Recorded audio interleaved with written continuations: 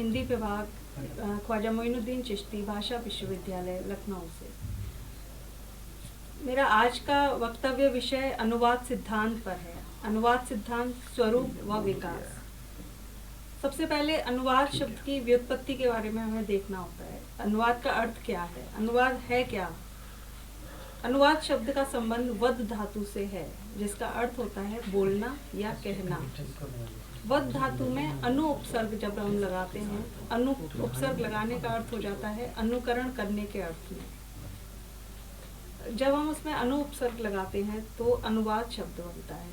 अतः अनुवाद शब्द का अर्थ हुआ पुनः कथन या किसी के कहने के बाद कहना। प्राचीन भारत में शिक्षा की मौखिक परंपरा थी। गुरु जो कहते थे, शिष्य उसे दोहराते थे। इसी दोहराने को अनुवचन कहा जाता था।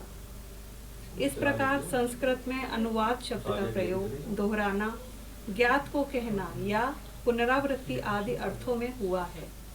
अनुवाद मूलतः किसी के पुनः कथन ही है। इसी प्रकार परंपरागत रूप से काल क्रम के साथ हिंदी में छाया, टीका, भाषा अनुवाद व फारसी में तर्जुमा आदि शब्द सामने आते हैं। सदी के उत्तरार्ध में अनुवाद शब्द का प्रयोग होने लगा।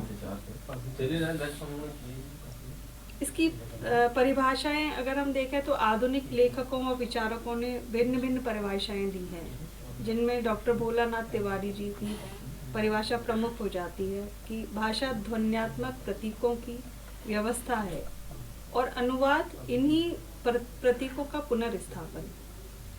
पटनायक के अनुसार अनुवाद वह प्रक्रिया है जिसके द्वारा सार्थक अनुभव को एक भाषा समुदाय से दूसरी भाषा में संप्रेषित किया जा सकता है। अज्ञेय के अनुसार समस्त अभिव्यक्ति ही अनुवाद है।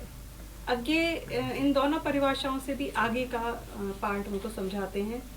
उनके अनुसार समस्त अभिव्यक्ति अनुवाद है, क्योंकि वह अव्यक्त या अदृश्य आदि को भाषा या रेखा या रंग में प्रस्तुत करती है। पाश्चात्य विचारकों में फोरेस्टेन की परिभाषा हम लोग देखते हैं कि किसी एक भाषा की विषय वस्तु को दूसरी भाषा के पाठ में अंतरित करना अनुवाद है। इम्बोल्ड कहते हैं कि अनुवाद असाध्य के समाधान का एक प्रयास होता है।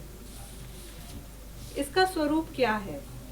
अनुवाद एक भाषा की किसी सामग्री का रूपांतर करना ही है। इस तरह अनुवाद का कार्य है स्रोत भाषा के व्यक्त विचारों को लक्ष्य भाषा में व्यक्त करना। परंतु यह व्यक्त करना जितना दिखता है उतना आसान है नहीं। इसका मुख्य कारण यही है कि हर भाषा एक विशिष्ट परिवेश में पनपती है। उसमें उसकी अपनी शाब्दिक, वाक्यगत, व्याकरणात्मक, मुहावरे व लोकोक्ति विषयक निजी विशेषताएं होती हैं, जो कि अन्य भाषाओं से बिल्कुल अलग हो जाती हैं।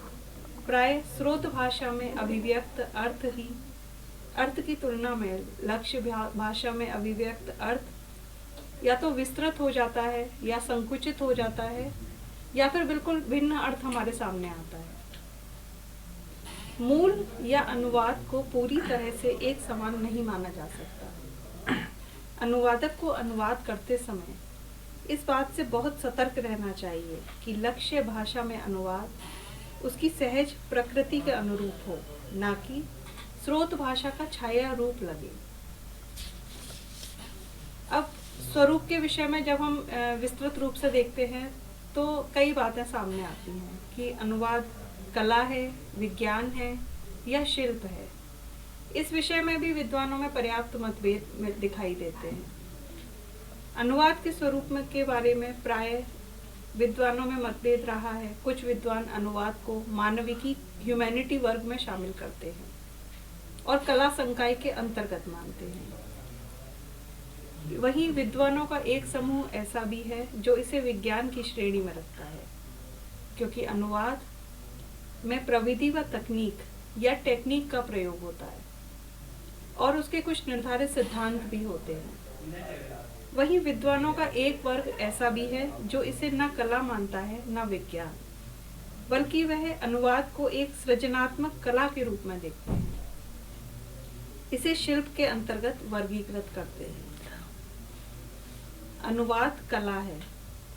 कला एक प्रकार का सृजन या क्रिएशन ही है। व्यक्ति में वह प्राय सहज अधिक होती है। केवल अभ्यास या शिक्षण से कोई कलाकार नहीं बन जाता, जब तक उसमें सहज या जन्मजात प्रतिभा ना हो। इसी प्रकार हम देखते हैं कि मूर्ति कला या चित्रकला की जब बात होती है तो काव्य कला को भी हम कलाओं के अंतर्गत रखते हैं।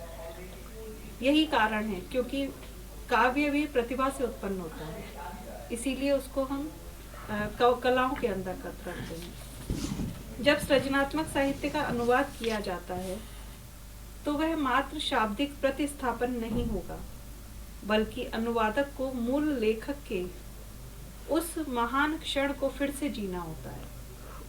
यहाँ अनुवादक की प्रतिभा महत्वपूर्ण हो जाती है, इसलिए अनुवाद को कलात्मक प्रक्रिया भी कहा जाता है। वहीं दूसरा पक्ष है कि जो मानता है कि अनुवाद विज्ञान है। विज्ञान का साधारण अर्थ होता है विशिष्ट ज्ञान। इसी अर्थ में राजनीति विज्ञान, भाषा विज्ञान, मानव विज्ञान और गृह विज्ञान जैसे विषयों को विज्ञान माना जाता है। विज्ञान तथ्य आधारित होता है, उसमें विकल्प की गुंजाइश प्राय नहीं होती है। उसके तथ्य स्थान, समय और परिवेश आदि से ना ही प्रभावित होते हैं। परंतु अनुवाद में अनुवादक के युग, समाज, भौगोलिक परिवेश आदि का प्रभाव अनायास आ ही जाता है। इसलिए अनुवाद को उस अर्थ में विज्ञान नहीं कहा जा सकता जिस अर्थ में हम भौतिकी, रसायन विज्ञान या गणित आदि को विज्ञान मानते हैं। नंबर 3 पे वह वर्ग आता है जो मानता है कि अनुवाद शिल्प है। बहुत से विद्वान अनुवाद कार्य को शिल्प कर्म भी मानते हैं। उनका मानना है कि स्रोत भाषा में व्यक्त संदेश को लक्ष्य भाषा में प्रस्तुत करने में अनुवादक के कर्म कौशल, भाषा चातुर्य की भूमिका अहम होती है। इसलिए अनुवाद का जितना अभ्यास किया जाएगा या प्रशिक्षण लिया जाएगा वह उतना ही कारगर होगा। नायडा द्वारा प्रस्तावित अनुवाद प्रक्रिया में 3 सोपानों का उल्लेख मिलता है: विश्लेषण, अंतरण और पुनर्गठन। लेकिन अगर ध्यान से देखा जाए तो ये तीनों चरण क्रमानुसार विज्ञान, शिल्प व कला के ही 3 सोपान हैं।